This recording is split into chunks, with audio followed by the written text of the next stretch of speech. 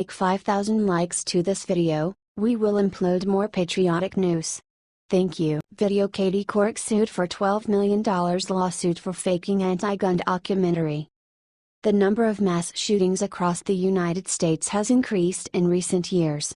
After the Sandy Hook massacre, where 20 children were killed at their school by a resentful, gun-obsessed shooter, former TV host Katie Couric decided to join forces with filmmaker Stephanie Soechtig and release an anti-gun documentary called Under the Gun. Couric wanted to show the American people that the right of the people to keep and bear arms is actually bad, because many people have suffered from shootings like the Sandy Hook massacre. That said, she took some liberties with the facts shown in the movie and lost all credibility. Conservative reports, after she handed over her footage to the editing department, the final product showed completely distorted interviews. The subjects involved in the interviews are furious. Couric and the movie producers misled the audience, and as a result they were sued by a Virginia gun rights group for $12 million. They claim she deceptively edited one of the interviews. Daniel Hawes and Patricia Webb, two gun rights activists, and the Virginia Citizens Defense League, VCDL, who are featured in the film, are suing Couric, and director Stephanie Soechtig, Atlas Films and Epix, the film's distributor. Conservative reports, the footage of the movie was manipulated to make the VCDL members look bad because they didn't answer the question about gun background checks. When the VCDL members were asked if there are no background checks for gun purchasers, how do you prevent felons or terrorists from purchasing a gun, the film shows there is a long pause as they sit in silence. It appears that they can't come up with an answer to Couric's question. If I wanted to make them look bad, I would have focused exclusively on their radical ideology. But I didn't do that. I wanted to allow them an opportunity to explain their beliefs. In hindsight, had I known that the NRA would focus on 8 seconds of a 2-hour film, I might have done things differently. But I made the creative decision and I stand by it, Ms. Soechtig responded at the time, Conservative reports. Although Couric apologized for the misleading editing, that doesn't change anything.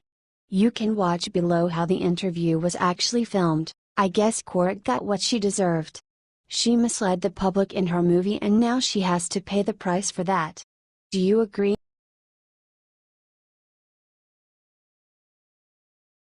Pastors shares incredible journey from rock bottom to devotion to God. Pastor Nicole Crank, leader of the fast-growing Faith Church, has something very important to share. She is the writer of the book Hi God, It's Me Again. Inside she speaks deeply for a reconnection with faith and relationship with God. Nicole started talking to John Bachman on Newsmax's America Talks Live. Newsmax decided to share her words. She on Friday started saying why she wrote the book. I kind of wrote it for that middle of the night moment when you're like, okay, somebody just tells me everything's going to be okay, because I'm kind of freaking out. According to her, God is the one who can help you ease the daily stress and depression. You're overwhelmed, or you're stressed out, or you feel depressed, or you feel like I've given 110% of myself and it's just not enough, so what do I do now? Or you feel rejected in love, she shares. Together with her husband, she operates with 3 churches in St. Louis, Missouri and West Palm Beach. Crank thinks that people should read aloud her book because it is geared on that way. Hi God, It's Me Again. I'm so mad right now, I just want to hit somebody, but I know that's not going to help, but I don't know what to do. So it's designed to just read that out loud and take you from the problem to help to the resolution, says she. It's basically an icebreaker with God on a topic, but it also gives some promises of God so that it lifts up your soul and gives you some anchors, some handles to wear. You might have felt like you were being overwhelmed in like an ocean of problems. So this is built to hopefully be part of a lifesaver. Crank is sad because sometimes people think that pastors have had cushy lives and that they do not speak from experiences. That is not true at all, not with Nicole. She adds, mine was more like one of those Kentucky Fried Chicken's sporks and a couple of the tongs were broken and it was used before. That's kind of how life started for me. I was given that by my father before I was born. Adopted by my stepdad when I was 3. This woman had difficulties during her lifetime. Now, Her church was named as one of the top 10 most influential churches in America. She continues with even sadder news: "I was molested in 4th grade, and raped by a community service worker when I was 13. So I go into this new high school, rejected, alone, and I'm going to do whatever it takes to be popular and be liked. That means going to the parties, doing all the wrong things with all the wrong people and all the wrong boys. I became a pregnant, unwed mom at 17. Her first marriage was not so well either. Addiction from prescription medicine soon turned cocaine habit, then crack cocaine addiction. The violence followed next." Newsmax continued, quoting her, "I ended up in Florida and I was living in a hotel for cash. I was working at a diner for cash, and that's when that was my first high. God, it's me again. And I'm back in one of these lonely messes and I don't want to be alone anymore," she said. "And I really feel that God gave me the courage to go back and face life, face my ex-husband, face the danger of the situation, and to come back into life and actually live again. That's what I see with people so many times. They're making a living and they're going through, but they're not having a life. Even though they're waking up every morning and there's a family and there's a job, but they don't have a life. And that's what people are really supposed to enjoy. That's what life is for us to have, to enjoy, to have peace no matter where you're at." 14 years ago everything changed. Nicole met David. David was a worship leader at his pastor father's church. They got married and found Faith Church. They have about 18,000 active members. They also have personal blogs and share encouraging stories in order to help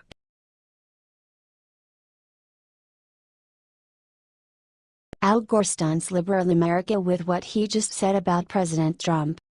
This country is dealing with North Korea longer than you think. Bill Clinton's administration way back in 1994 had the same problem.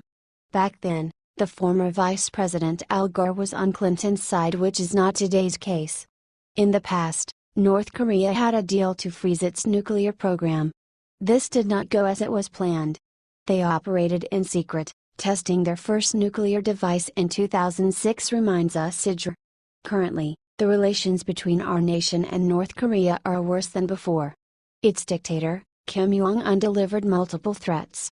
The one that sealed the deal was the threat for attacking Guam. President Trump, on the other hand, had enough of these threats, and a few days ago he delivered a single message. Trump has threatened North Korea with fire and fury like the world has never seen.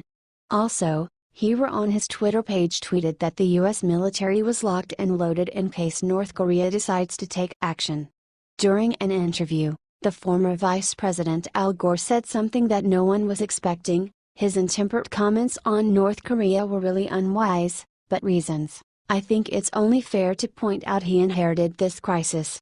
The previous 3 presidents were not able to find an adequate solution to the North Korea crisis, so he can't be blamed for all this. He has a Secretary of Defense and National Security Advisor, both of whom are immensely respected. I hope he will listen to them, and I hope their cooler heads will prevail," he ends. He, in fact, stood up for Trump. He officially joins the Democrats who admitted that their party got North Korea wrong. Susan Rice, also for CNN, stated, "You can call it a failure. I accept the characterization of the efforts of the United States over the last 2 decades. Indeed, we have an interesting timeline with North Korea. Going forward and backward for so long, unfortunately with zero solution in the end. Well, times are different now and Trump is the new president."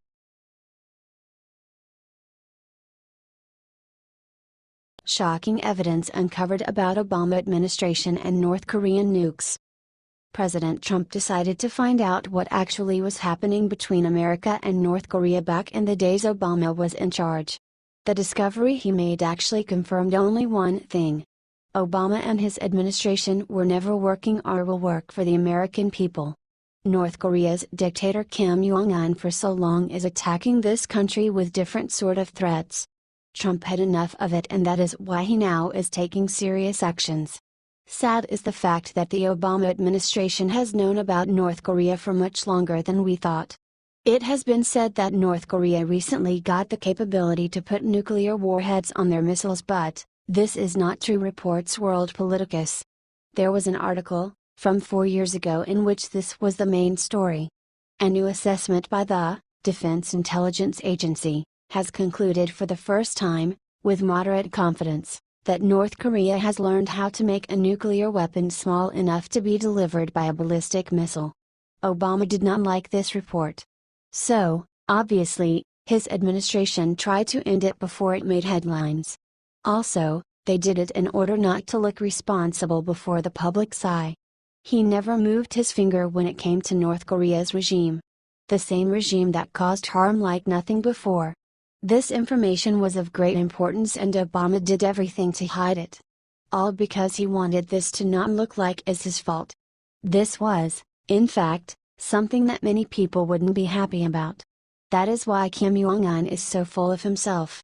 For years, the previous administration knew about his nuclear capabilities, did nothing and hid it from the public.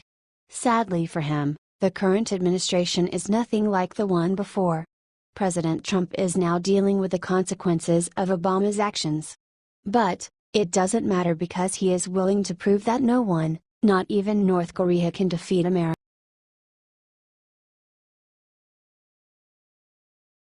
Breaking: Marines ground all flights. The Marines have suffered 2 deadly crashes in the past few weeks. First, an MV-22 Osprey tiltrotor aircraft crashed during an operation in Australia, resulting in the death of 3 Marines. Next, a KC-130T transport plane crashed in Mississippi and killed 15 Marines and a Navy corpsman. As a result, the Commandant of the U.S. Marine Corps, General Robert B. Neller, released a statement in which he announced a 24-hour operational pause for all of the branch's aircraft. General Robert B. Neller, Commandant of the U.S. Marine Corps, directed the U.S. Marine Corps aviation units to conduct an operational reset for a 24-hour period where no flight operations will take place but no operational commitments will be impacted, the Marine Corps said in a statement, CNN reports. The pause also applies to the tiltrotors, helicopters, and fixed-wing planes.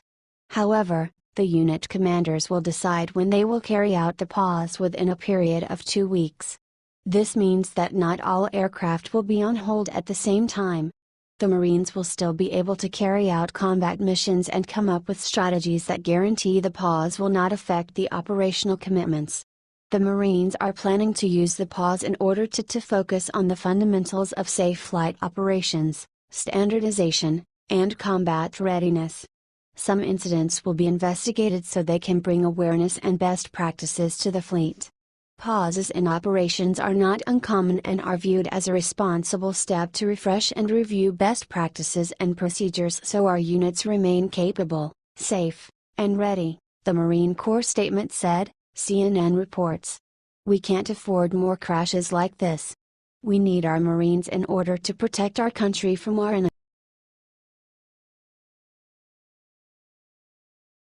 Trump ready to deport Democratic senator's family because of illegal status. As President Donald Trump enforces new immigration laws or the ones on the books, the Democrats are losing their minds. They oppose every law that confronts their open borders agenda. They even go so far as to not enforce, or at least Obama did not, current immigration laws. Which makes the illegal aliens think they can do whatever they want and get away with it. Take the curious case of Kevin DeLeon, who is currently serving in the California State Senate. He actually said that half of his family is illegally in the United States. He recently admitted that his family has false documents they use to evade the law. His supporters and other Democrats don't want to accept the fact that his family is here legally in our country. However, everyone is equal before the law.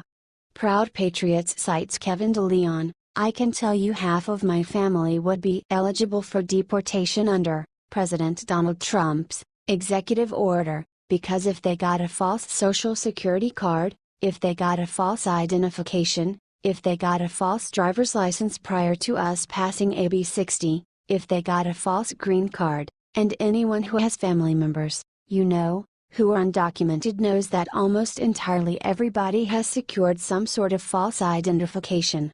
That's what you need to survive, to work. They are eligible for massive deportation. I'm sorry, but the law applies to everyone, no matter their job or wealth. It's too bad that his family decided to stay in our country illegally. If they had all the documents, they wouldn't be facing deportation right now. The Leon family committed a crime and they should face the consequences. Do you agree?